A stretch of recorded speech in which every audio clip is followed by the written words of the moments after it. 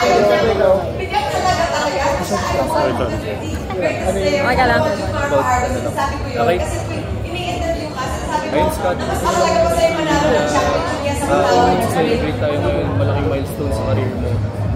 Well, una-una, super blessed sa mga ganitong opportunity. And of course, sobrang laking achievement sa umabot tayo 50 years. Of course, more to come. And, as players, we're excited more sa Liga and to perform well and do well. And of course, yung hard work namin talagang nag-pay sa bawat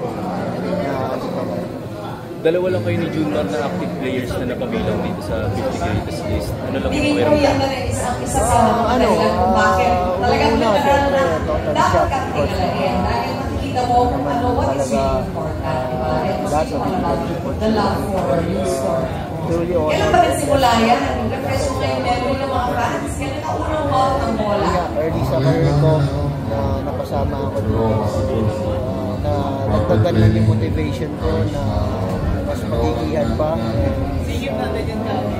Paghirapan pa lahat kasi marami pang posible mangyari sa career ko. So, never know. Gusto ko lang laging ready. Of course, mabigyan na in every months na laging magandang performance and magandang laban para sa dahil ko sa buong. Looks like nag-expect kayo ng bagong member ng family. As a family ko, of course, my wife is giving birth at this coming May. Isang buwan na lang. At nagulat kasi hindi daw halatan abang finals. So, naka-announce namin 1 month na lang na manganganak na pala. At again, another milestone for me. Nagkaroon ng another trophy sa buhay. Scott, added pressure pa sa iyo na madagdag sa greatest players list habang active ka pa? Well, andun naman yung pressure, no? But like I said, masarap na overcome yung pressure nila. Idol ng marami. Ito ba isa? Kasi marami naman karamihan ng ating mga kasama ko dito sa greatest. Siyempre, mga MVP, mga champions, na yan. Pero, parang criticisms about you being put in the greatest list time.